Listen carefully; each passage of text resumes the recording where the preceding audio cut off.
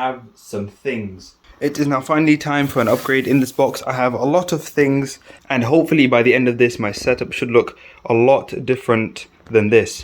Or even if it doesn't look a lot different, it should be able to do a lot more things.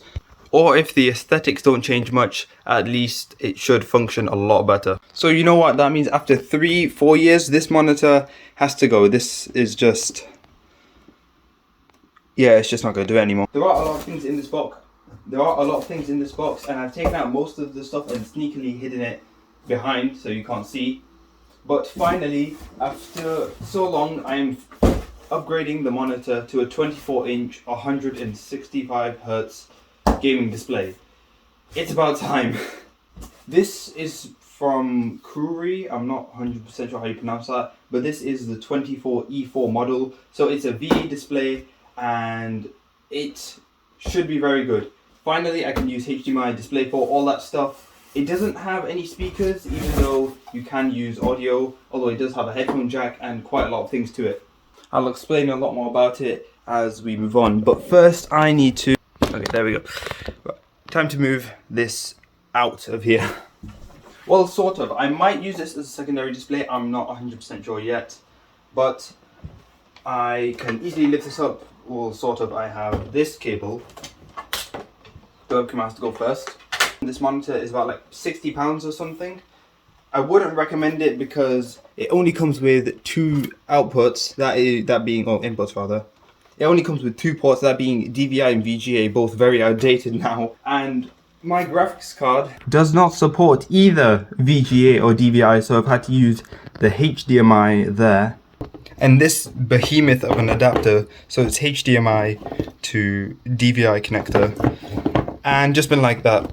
Of course with some issues, but finally, we don't need it. Sort of, maybe, I might still use it. This box was here to work as like sort of a monitor stand, so that when I sat down and actually did some work, if I look straight ahead, the top of the monitor would be like eye level, so I wouldn't have to look down too much and strain my neck.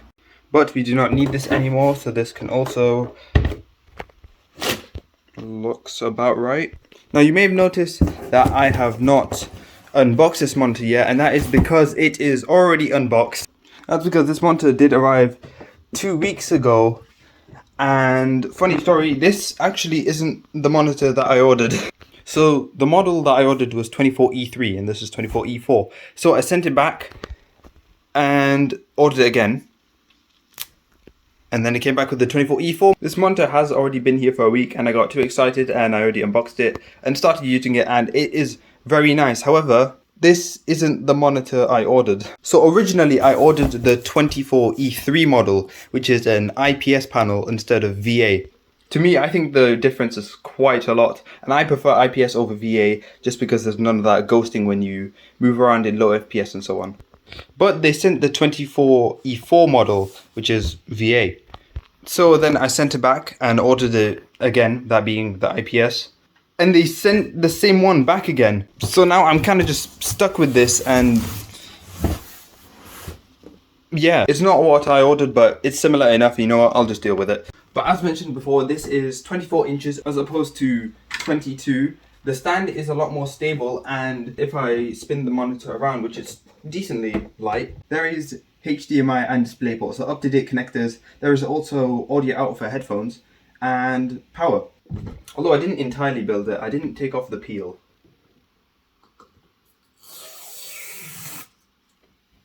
Now it's done.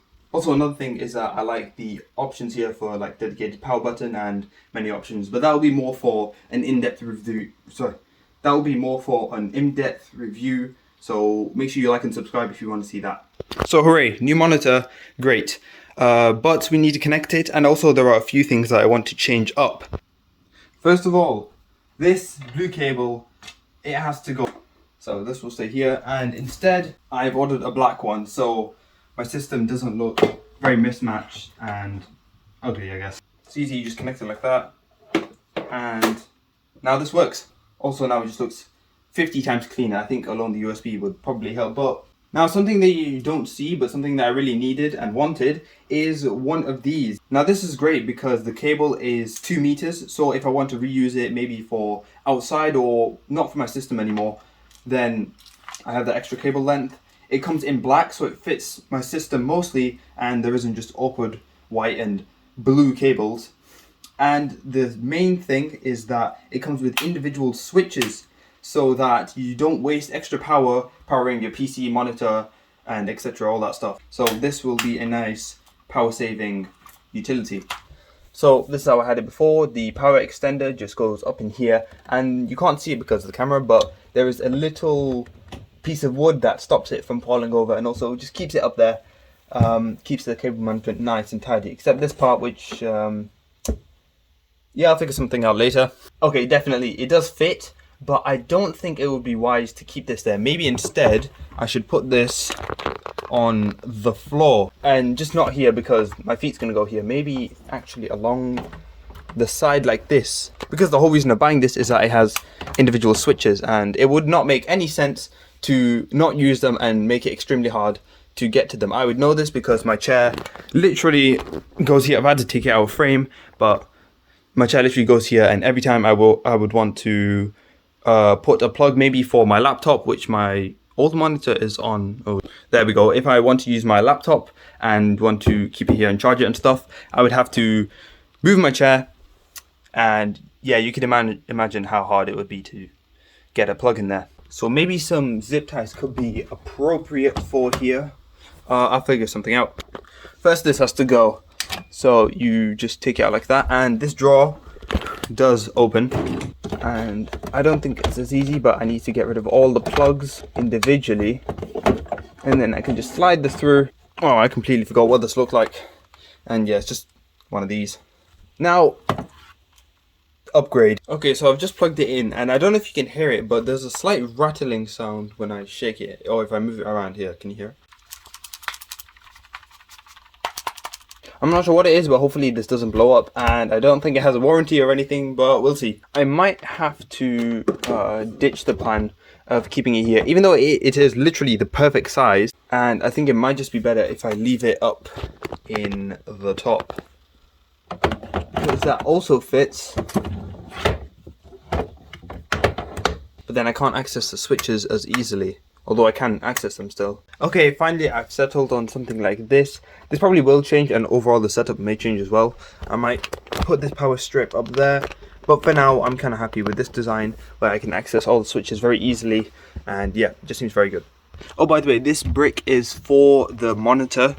You can see right there, I've already connected it. I'll be using DisplayPort to connect the monitor to the computer because it has a locking mechanism that I quite like.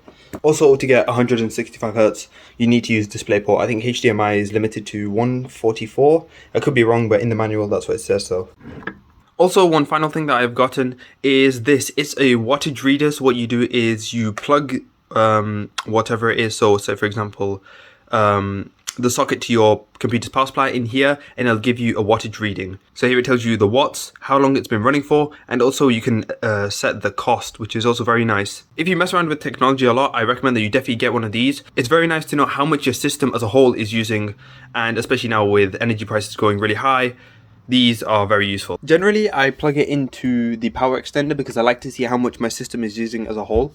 But for an example, I will use the computer power supply as an example. So you just plug it in like that, and then you're all set to go really. Make sure you turn on the switch, which is very hard to do. I just realized I am an idiot. But anyways, I'm going to get everything wired up and set up, and then I'll do a final reveal. So see you then. And I'll do a cool transition with my hand. And this is what the setup looks like after a majority of the upgrades. And I say majority because I tried to get this wireless charger working, but while the power brick is perfectly fine, I'm using an extra long cable. This just won't cut it. It just gets stuck on like buffering mode, and it won't charge and won't work. So I'll have to get that sorted. And for the other monitor, I was planning on using that as a second monitor, but the cable that I was using, this one right here, just isn't long enough. Even if I move this monitor all the way to the right and I have it on the left because that's how I like my monitors to be, it just isn't long enough. It won't connect no matter what, so I'm going to be using one. Hopefully I can get these issues resolved maybe in an upcoming video. I'll give you a little hint. I bought some mesh that they use for PC cases, and I'm planning on getting rid of this glass and replacing it with mesh. That also leads to a future modification for the setup. But anyways, that's it right now. I'm super happy with the monitor. I'm super happy with how it looks right now.